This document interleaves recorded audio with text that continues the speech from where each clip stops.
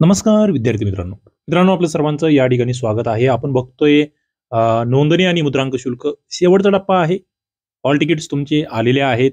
तुम्हाला आपली परीक्षेची तारीख जाहीर झाली आहे आणि या ठिकाणी आता या शेवटच्या टप्प्यामध्ये तुम्हाला रिव्हिजन करायचं आहे. उजळणी करायची. आता नवीन काही वाचायचं नाहीये. बऱ्याच जणांचे मेसेज येत आहेत, फोन येत आहेत, की आता शेवटच्या 8 दिवसात काय करू? तर जे याच्या आधी वाचलंय ते करा. जे विषय तुमचे चांगले आहे ना, ते करा. जे अवघड जात आहेत त्याच्याकडे जास्त लक्ष देऊ नका. ओके. तर तेवढं एक आपण जाऊया. 2025 मध्ये भारताचे राष्ट्रपती कोण? हा सोपा प्रश्न आहे. काही प्रश्न एवढे सोपे येतील तुम्हाला. असं म्हणू नका एवढा सोपा येईल का? चला, द्रौपदी मुर्मू पुढे जातोय. 2025 मध्ये जगातील सर्वात मोठा लोकसंख्या असलेला देश कोणता आहे? बघा बरं का. 2025 मध्ये जगातला सर्वात मोठा लोकसंख्या असलेला देश. आजच्या घडीला भारत, चीन, अमेरिका, इंडोनेशिया, ब्राझील. या प्रश्नाचं उत्तर आहे ना मला तुमच्याकडून पाहिजे. असे प्रश्न तुम्हाला येणार आहे. म्हणजे तुम्ही म्हणाल हे येईल का? या चालू घडामोडीचा या ठिकाणी हा मुद्दा आहे आणि तुम्हाला या पद्धतीचे प्रश्न येणार आहेत. सध्या भारताची लोकसंख्या किती आहे आणि चीनची लोकसंख्या किती आहे? बस या दोघांमध्ये तुम्हाला माहिती आहे. तिसरा ऑप्शन नाहीये. दोन्हीपैकी एक आहे. बघूया किती जण देत आहेत उत्तर. लोकसंख्याच मला कमेंट करा. Googleला सर्च करा. सोपं आहे. वंदे भारत एक्सप्रेस 2025 कोणत्या नव्या मार्गावर सुरू झाली? बघा, वंदे भारत आपल्याला माहिती आहे वेगवेगळ्या त्या ठिकाणी सुरू होत असतात. लेटेस्ट मधली मुंबई, गोवा, पुणे, नाशिक, नागपूर, हैदराबाद, पुणे, अहमदाबाद, औरंगाबाद, सोलापूर. 3 नंबरचा प्रश्न आहे. पुणे नाशिक या मार्गावर आता लेटेस्ट मध्ये आपण बघतोय वंदे भारत एक्सप्रेस चालू झाली आहे. 2025 चा पद्मश्री पुरस्कार. आता पद्मश्री काही एका व्यक्तीला भेटत नाही, अनेक जणांना भेटत असतो. परंतु या ऑप्शन मध्ये कोण आहेत की ज्यांना पद्मश्री भेटलं? सचिन तेंडुलकर, राजश्री देशपांडे, पु ल देशपांडे, प्रिया मलिक, नाना पाटेकर. 4 नंबरचा प्रश्न तुमच्या समोर आहे. राजश्री देशपांडे यांना पद्मश्री मध्ये यांचाही समावेश आहे या वर्षीच्या. तुम्हाला इथे माहित असलं पाहिजे. भारतरत्न लेटेस्ट मधला कोणाला भेटलाय? पद्मविभूषण, पद्मभूषण आणि पद्मश्री. ते 4 उतरते क्रम तुम्हाला विचारले जाऊ शकतात आणि त्यामध्ये पुरस्कार विजेते सुद्धा विचारले जातील आणि पुरस्कार कशासाठी भेटला त्यांना? कोणत्या कामगिरीसाठी भेटला असंही विचारलं जाईल. आता हे सगळ्या चालू घडामोडीच्या पुस्तकांमध्ये आहे. तुम्ही ते वाचलेलं सुद्धा असेल. आर्थिक विकास दर IMF नुसार किती आहे 2025 चा भारताचा? IMF म्हणजे इंटरनॅशनल मॉनिटरी फंड म्हणतो आपण त्याला. आंतरराष्ट्रीय नाणेनिधी म्हणतो आपण त्याला. ओके. तर हे नाणेनिधीच्या नुसार भारताचा विकास दर किती असणार आहे? 5.5, 6.2, 6.8, 7.1, 7.5. बघा, तुमची परीक्षा IBPS घेणार आहे. तुम्हाला ऑप्शन 5 असणार आहे.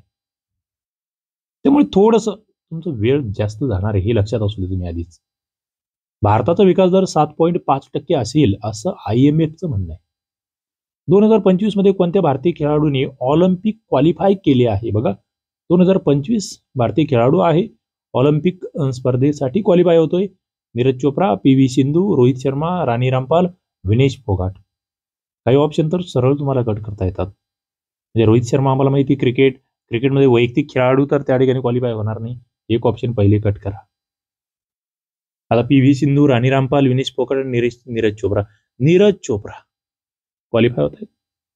नीरज चोप्राचा खेळ आम्हाला माहित असला पाहिजे आणि या आधीचे त्यांचे रेकॉर्ड माहित असले पाहिजे. ऑलिम्पिकमध्ये एक महत्वाची कामगिरी आणि इतरही स्पर्धांमधली. 2025 मध्ये चांद्रयान 5 मिशनचे उद्दिष्ट काय? बघा, थोडंसं अवकाशासंदर्भातला हा प्रश्न या ठिकाणी तुम्हाला विचारतोय. चांद्रयान 4 आहे, 2025 आहे. मंगळावर लँडिंग, चंद्रावर मानवी मोहीम, चंद्रावर रोव्हर उतरवणे, शुक्रावर मोहीम, सूर्याभ्यास. चांद्रयान 4. चंद्रावर रोव्हर उतरवणे हे चांद्रयान 4 या मिशनचं उद्दिष्ट आहे.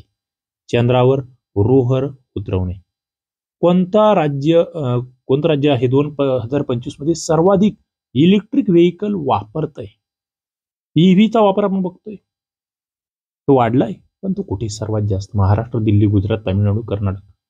आता हे कधी वाढणार? थोडंसं सरकारचं प्रोत्साहन, सरकारच्या सबसिडीज वगैरे सगळे भाग. आणि ते राज्य दिल्ली आहे. इलेक्ट्रिक व्हेकल्स वापरणारं सर्वाधिक मध्ये येणार राज्य दिल्ली आहे. 2025 मध्ये सुरू झालेली जी गगनयान मोहीम आहे, कोण चालवते? कोणती संस्था ती मोहीम सुरू करते? कशासाठी आहे Gaganyaan? NASA, ISRO, DRDO, SpaceX, JAXA. 9 नंबरचा प्रश्न आहे. भारताची अंतराळ संशोधन संस्था जी आहे, इंडियन स्पेस रिसर्च ऑर्गनायझेशन म्हणतो आपण, ती इस्रो आहे. इस्रो ही संस्था चालवते. मला इस्रोचं मुख्यालय सांगा आणि इस्रोची स्थापना कधी झाली सांगा. एकदम सोप्पं 7वी-8वी-9वीच्या पुस्तकामध्ये हे दिलेलं आहे. 2025 मधली G20 शिखर परिषद कोणत्या देशात झाली बघा. आता एक G7 सुद्धा झाली आत्ता लेटेस्ट मधली, तिच्यावर सुद्धा प्रश्न येईल तुम्हाला. ते आपण करंटमध्ये कव्हर करतोय. त्या G7चा भारत सदस्य आहे का?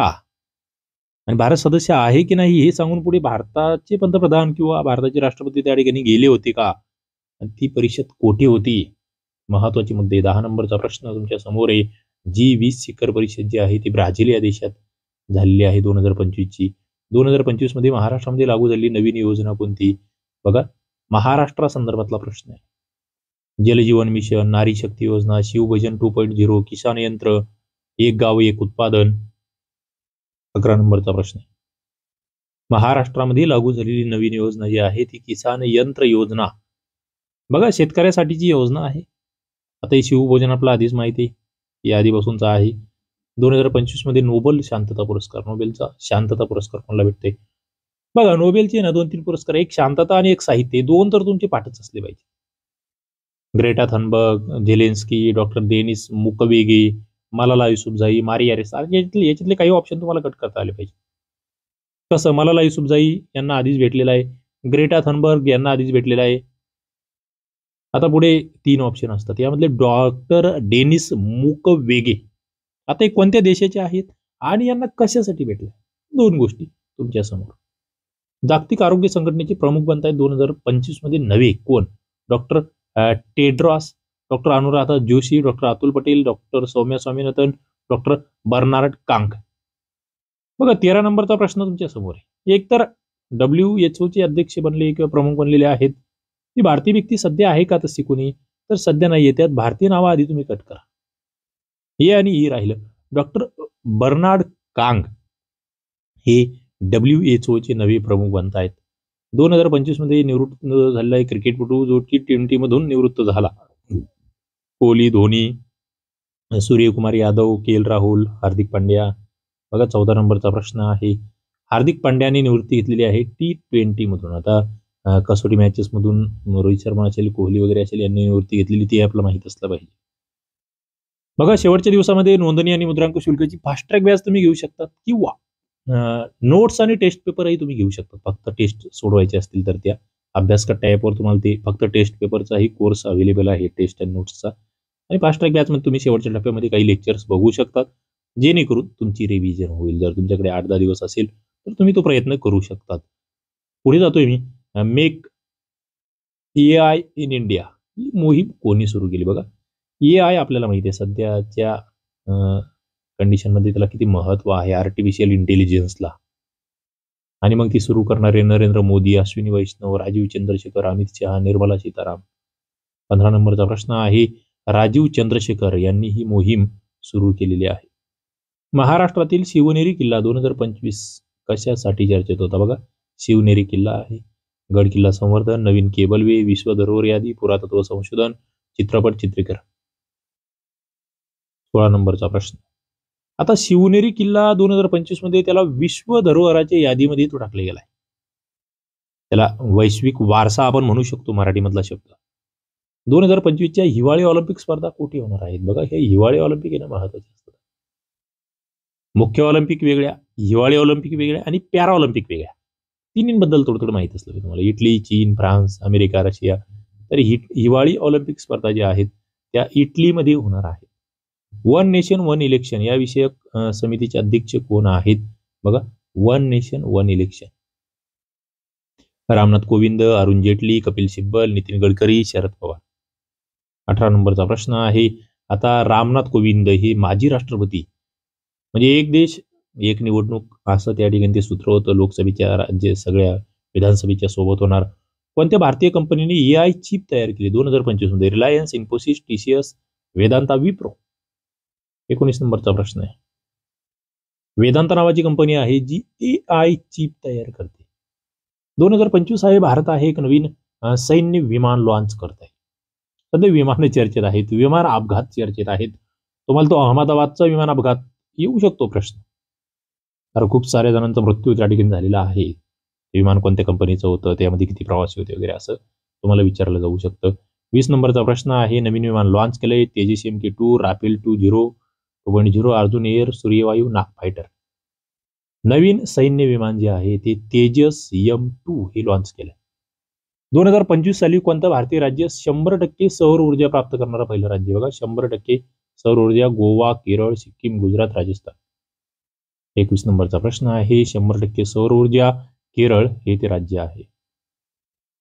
राष्ट्रीय शिक्षण धोरण 2020 अंतर्गत 2025 मध्ये नवीन बदल करण्यात आलाय. कोणता बदल करण्यात आलाय? बघा, राष्ट्रीय शैक्षणिक धोरण ज्याला आपण NEP नॅशनल एज्युकेशन पॉलिसी म्हणतोय, 11वी अनिवार्य केली, अभ्यासक्रम कमी केलाय, परीक्षा ऑनलाईन केल्या, AI विषयी सक्तीचं केलाय, मातृभाषा माध्यम केलंय. 22 नंबरचा प्रश्न आहे, अत्यंत महत्वाचा बदल येतो म्हणजे AI विषयी सक्तीचा केलाय. 2025 मध्ये भारताने कोणत्या देशासोबत चंद्र सहकार्य करार केला? बघा, चंद्र सहकार्य करार. America, Russia, Japan, France, Israel. तर चंद्रावरचं संशोधन वगैरे त्या संदर्भातले मुद्दे आहेत. कोणासोबत हा करार भारत करतोय? तर जपान सोबत हा करार भारताचा झालेला आहे. 2025 मध्ये कोणी पहिल्यांदाच महिला बँक CEO बनलेले आहे? महिला बँक CEO बनणारी पहिली व्यक्ती 2025 मध्ये चित्रा रामकृष्ण, संध्या मल्होत्रा, रजनीश देसाई, वैशाली शर्मा, सीमा रेड्डी. 24 नंबरचा प्रश्न आहे, सीमा रेड्डी हे नाव चर्चेत आहे. तुम्ही गुगलला सर्च करू शकतात किंवा करंटच्या पुस्तकात बघू शकतात.